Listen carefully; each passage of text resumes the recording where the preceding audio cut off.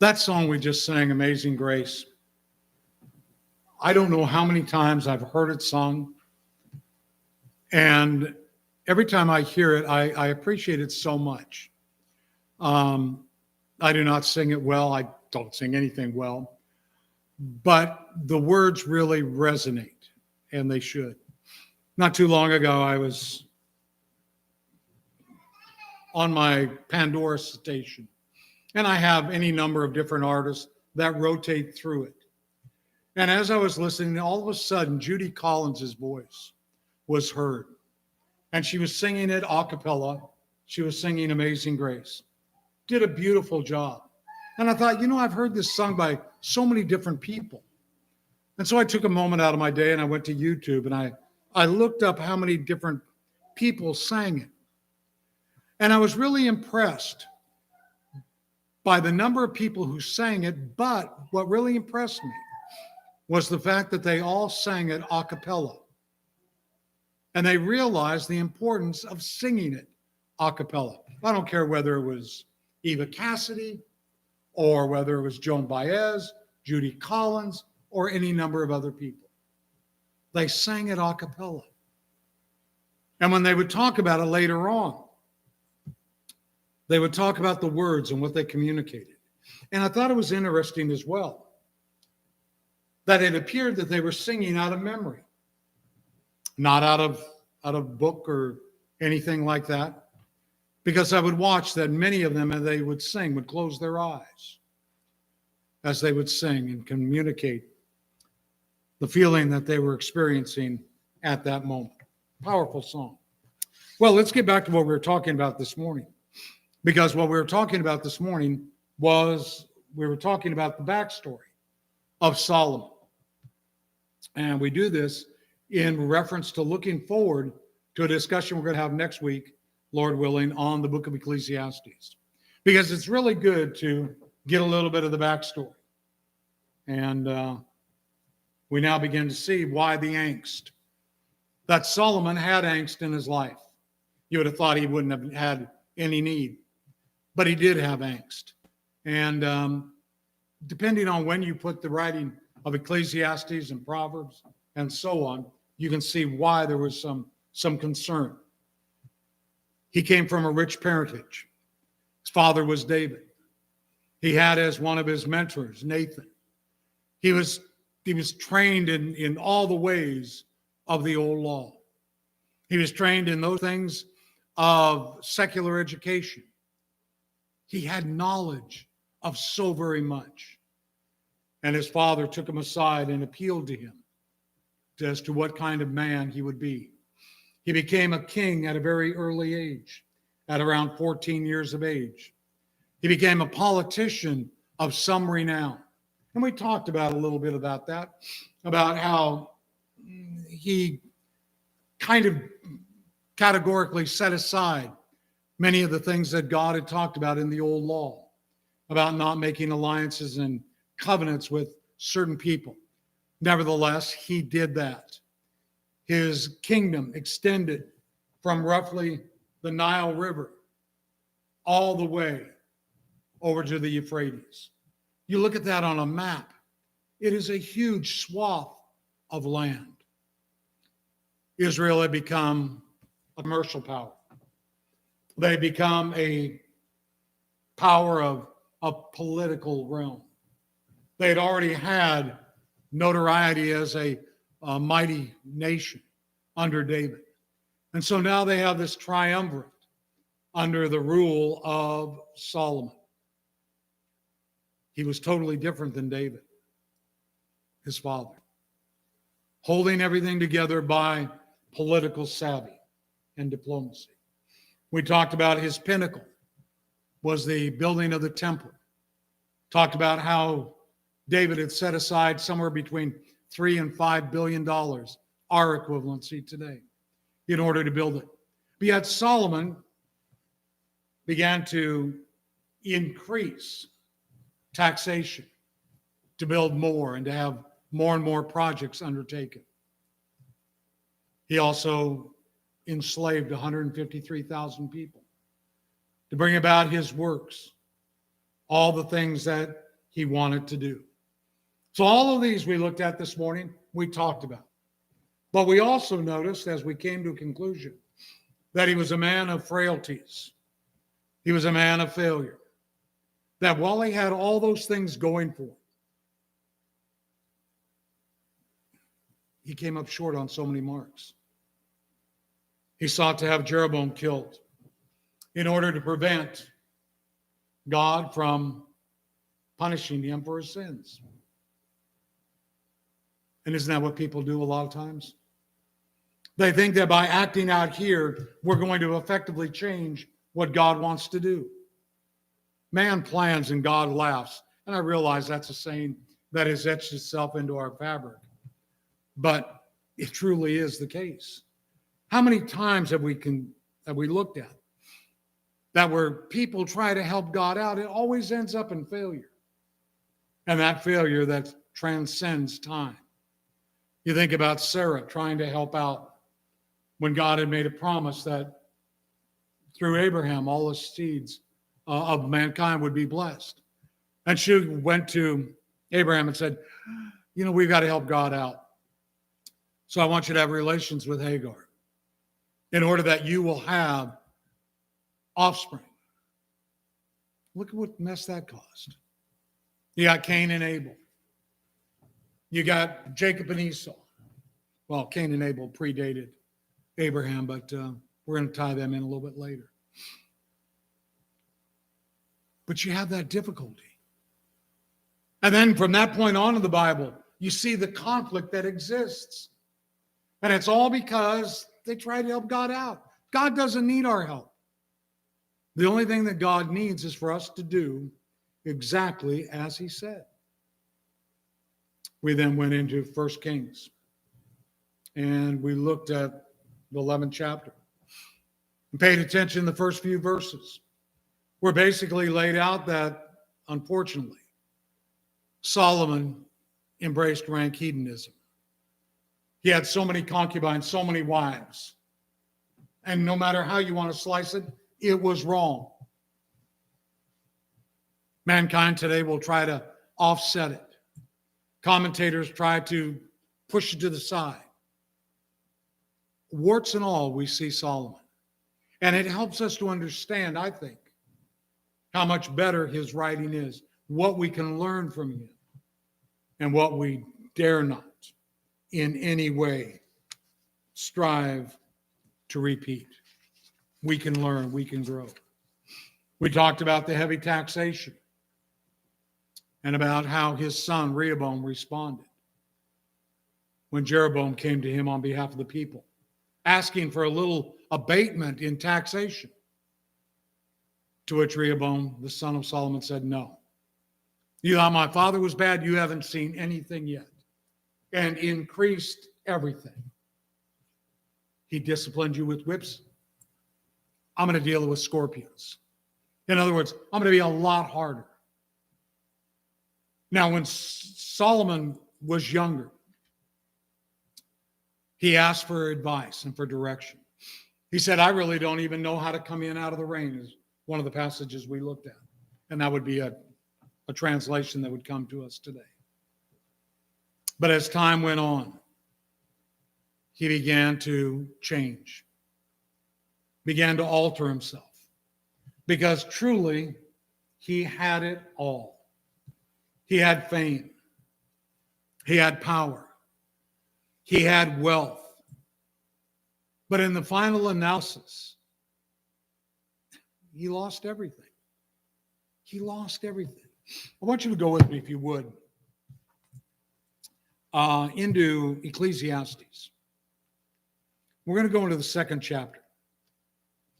And notice, you remember I was talking about other works that Solomon had other than the building of the temple? In chapter 2, Solomon writes in Ecclesiastes. And remember how we talked about 37 times vanity of vanity, 37 times reference to serving God in Ecclesiastes, trying to get a balance? Well, in this 2nd chapter, it becomes apparent that at some point early on in his life, that Solomon kind of wanted to go through a life of experimentation. Now, before we go into this a little bit further, it is also fair to bring out what other commentators say.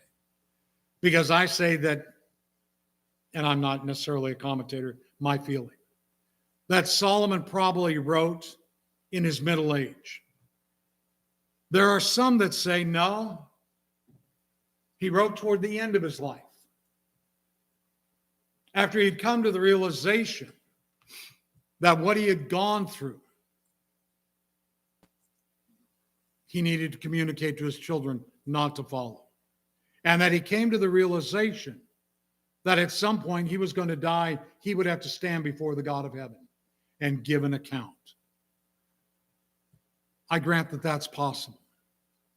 Doesn't seem likely, especially in light of what we saw in 1 Kings 11. But you have those two choices. But notice what's going on here in chapter 2.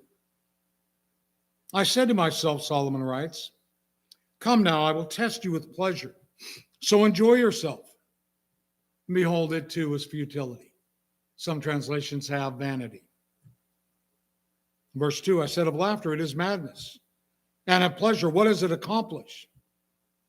He talks about it as well over in the book of Proverbs, which we'll look at a little bit further, probably next week. I explored with my mind how to stimulate my body with wine while my mind was guiding me wisely. How to take hold of folly until I could see what good there is for the sons of men to do under heaven the few years of their lives. In other words, he's saying, I wanted to find out what life is all about. Next week, when we look at the book of Ecclesiastes in an overview, that's exactly what Ecclesiastes is dealing with. Here's what life is. Good, bad, or indifferent. This is it. And he lays it out for us. And he seems like an apt individual to do that. It would especially be great if he does that and he comes to the realization that he needed to serve God and turn back to him. But the last we read about Solomon is not that happened, but that he was estranged from God. And he had allowed himself to get there by the wives and the concubines and the lifestyle he had lived. But it would have been great if we could add that as a end result, as the denouement of everything that we've talked about. Well, let's read on a little bit further. I enlarged my works. I built houses for myself. I planted vineyards for myself. You remember those 150-some thousand people? Part of them were used to service him in what he wanted to build.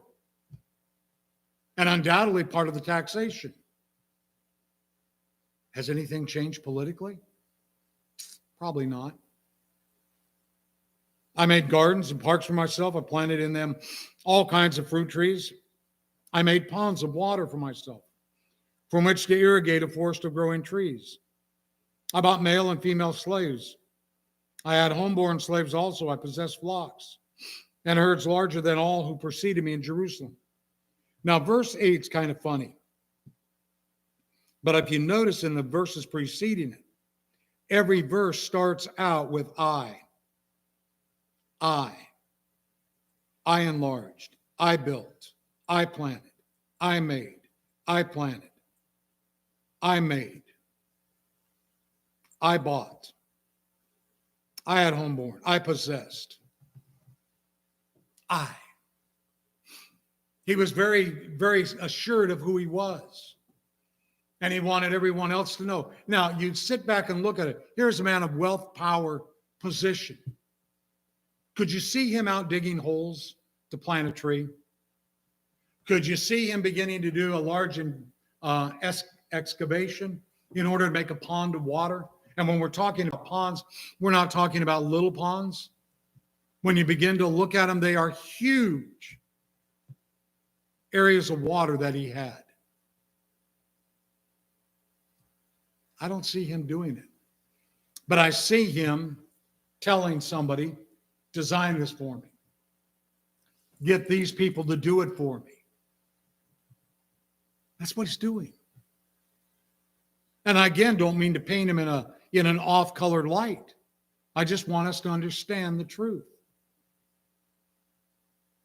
But then he goes on in verse 8. And I collected for myself, and I like the word collected. When I was a kid, I collected baseball cards.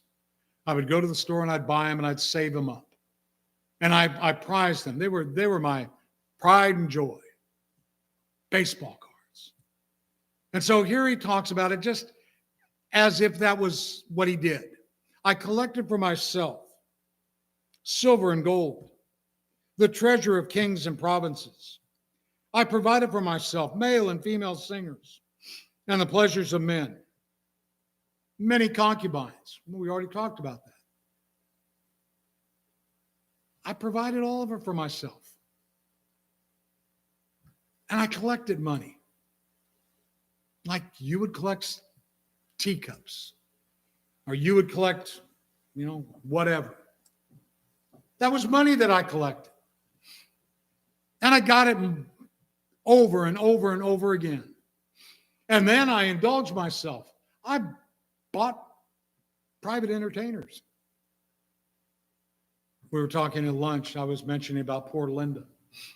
And poor Linda, because she had to sit and watch Super Dave Osborne with me yesterday. I laugh and I laugh. And then as it turns out, Margaret worked with Bob Einstein. Man was a genius. That's why they named him Einstein. That was really his real last name. But he was a comedic genius. But imagine having the money that you could hire somebody like Super Dave Osborne to entertain you. Linda goes, no. Or have a singer that you like, that at your beck and call, they would come in and entertain. A troupe of actors and actresses that could enact a play for you. That's what he's talking about. That he had those people right there. All of my eyes, well, I missed out on a verse, verse 9. Then I became great and increased more than all who preceded me in Jerusalem. My wisdom also stood by me. All that my eyes desired, I did not refuse them.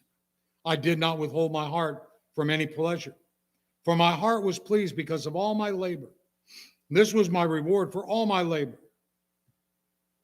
Thus, verse 11, thus I considered all my activities, which my hands had done, and the labor which I had exerted. And again, that's operative. And behold, all was vanity, striving after the wind. There was no profit under the sun.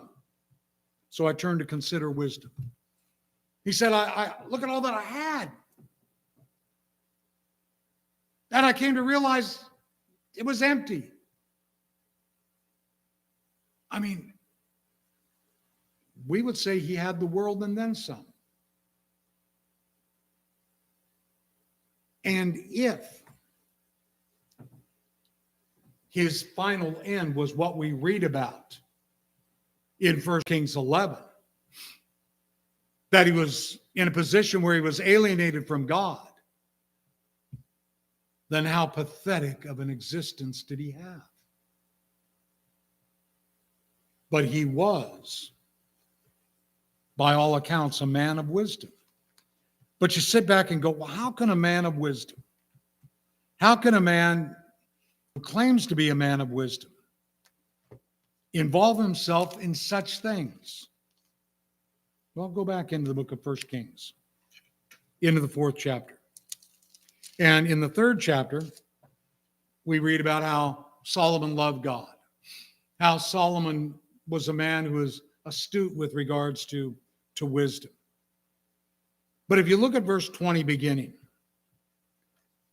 Judah and Israel were as numerous as the sand that is on the seashore in abundance.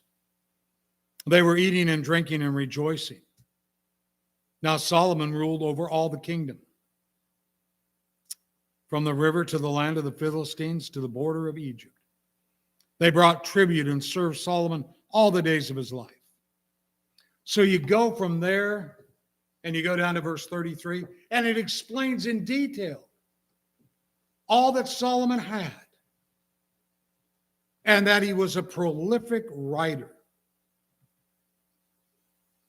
And I mean, you think about leading a nation like he did, then sitting back and writing the Proverbs, writing Ecclesiastes, writing the Song of Solomon, writing various psalms that he wrote. He's truly, truly an individual of great renown and great accord. If you go into the 7th chapter of Ecclesiastes, we might find a little bit of insight into all this in his writing. In the 7th chapter, in verse 28, we find the following. 7:28. Go to 27. Behold, I've discovered this, says the preacher, adding one thing to another to find an explanation, which I am still seeking, but have not found. I found one man among 1,000, but I have not found a woman among all these. What does he mean? What does he mean? I'm not satisfied with what I have? We'll talk more about it next week, Lord willing. But look at the next verse. Behold, I have found only this, that God made men upright, but they have sought out many desires. Well, that's truly Solomon. He sought out so many different things. He embraced so many different things. And that's why when we read his writings, they should open thought process for us. They should help us to see ourselves as maybe we have never seen ourselves before. To look deep inside of who we are. Because one of the things we don't want to do is we don't want to come up short of the mark. Because one of the things Solomon did write in the 12th chapter is definitely true. And that is, one day we're going to have to stand before the judgment bar of God and give an account of what we've done in the flesh. So with that thought resonating in our mind, go back for a moment into 1 Kings 11. And in 1 Kings 11, look at verse 8. 1 Kings 11:8. Solomon, latter part of his life. Thus also he did for all his foreign wives, who burned incense and sacrificed to their gods. Now the Lord was angry with Solomon, because his heart was turned away from the Lord, the God of Israel, who had appeared to him twice, had commanded him concerning this thing, that he should not go after other gods. But he did not observe what the Lord had commanded. So the Lord said to Solomon, because you have done this, you have not kept my covenant, my statutes, which I have commanded you, I will surely tear the kingdom from you and will give it to your servant. Nevertheless, I will not do it in your days for the sake of your father David, but I will tear it out of your hand of your son. However, I will not tear away all the kingdom, but I will give one tribe to your son for the sake of my servant David, and for the sake of Jerusalem, which I have chosen. Now that's when Solomon said, I've got to kill Jeroboam. That'll stave God's hand. See, even when he is confronted by God, his heart is still turned away from God. Still turned away.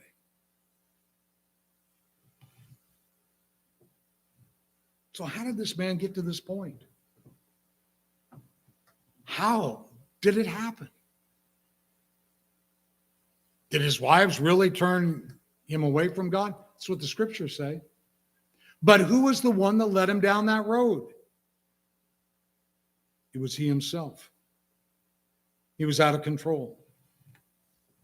and he embraced things that he shouldn't have embraced. And so when I begin to look back at what it was that Solomon went through, what it was that he wrote, it gives me new insight to know a little bit about his backstory, to understand more of what he was experiencing, more of what led him to the point of his writings, how he got to the level that he did, and to realize that all of us have sinned and fall short of God's glory, and that we need to constantly be looking to ourselves. In the 72nd Psalm, we find the following being written and attributed to Solomon. My hands will work to get over there. Just give me a second. Yeah. On the overhead, it says 74 Psalm. I apologize. Janice made a mistake, but no. I made a mistake when I typed it up. But look at this psalm. It is a psalm that is talking about the reign of a righteous king. And it is written clearly before he is seduced and carried away. Watch his wording. It is a lengthy psalm, but follow along if you would, please. Give the king thy judgments, O God, and thy righteousness to the king's son. May he judge thy people with righteousness, and thine afflicted with justice. Let the mountains bring peace to the people, and the hills in righteousness. May he vindicate the afflicted of the people, save the children of the needy, and crush the oppressor. That sounds good. From a political standpoint, religious standpoint, that's great. That's what we want people to do who are in power. Verse 5, let them fear thee while the sun endures, and as long as the moon throughout all generations. May he come down like rain upon the mown grass, like showers that water the earth. In his days may the righteous flourish. And abundance of peace till the moon is no more. Beautiful language. Even as I was reading that, I was thinking of the way the showers hit us this past week. How many inches of rain we got in one day. Then you look up into the mountains and how many feet fell in a day. Up around Tahoe and Mammoth. They're talking in dozens of feet, 8 foot, 6 foot, and so on. They're talking now on the ground, 40 plus feet of snow. And so here Solomon's talking about that's the way God showers us with blessings. May he also rule from sea to sea, verse 8, and from the river to the ends of the earth. Let the nomads of the desert bow before him, and his enemies lick the dust. Let the kings of Tarshish and of the islands bring presents. The kings of Sheba and Seba offer gifts. Let all the kings bow down before him. All nations serve him. For he will deliver the needy when he cries for help, the afflicted also, and him who has no helper. He will have compassion on the poor and needy, and the lives of the needy he will save. He will rescue their life from oppression and violence, and their blood will be precious in his sight. So may he live, and may the gold of Sheba be given to him. Let them pray for him continually. Let them bless him all day long. May there be abundance of grain in the earth on top of the mountains. Its fruit will wave like the cedars of Lebanon. May those from the cities flourish like vegetation of the earth.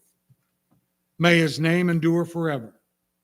May his name increase as long as the sun shines.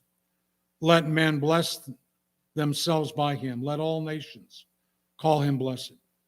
Blessed be the Lord God, the God of Israel, who alone works wonders. And blessed be his glorious name forever.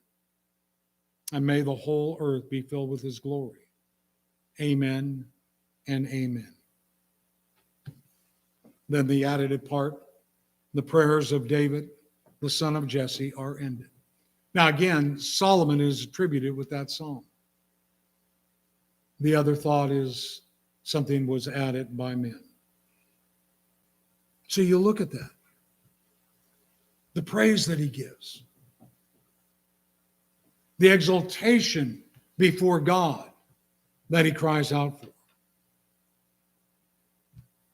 Interesting man. His name meaning peaceful. And in everything he did, he tried to bring peace. Tried to bring it and present it so much. So where and when did it go all so wrong for Solomon? That's what you like to know. How did he get to the point where he did when we see him last?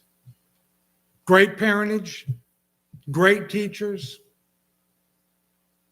relationship with God, had the opportunity and did build the temple.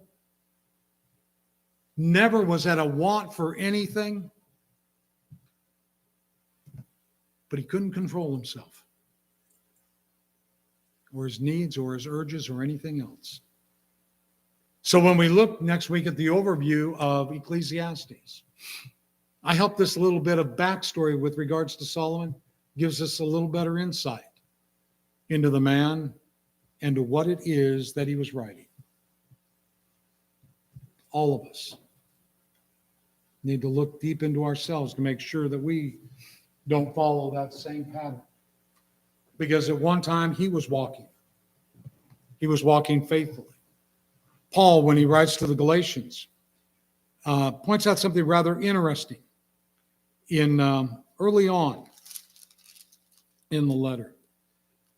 He talks about, go into the 5th chapter. Let's go to the 5th chapter rather than earlier on. And Paul talks in the following way. 5th chapter. You were running well, verse 7. Who hindered you from obeying the truth? That's what Paul asked the Galatians. You were nailing it. You were doing great. Why? Why did you stop?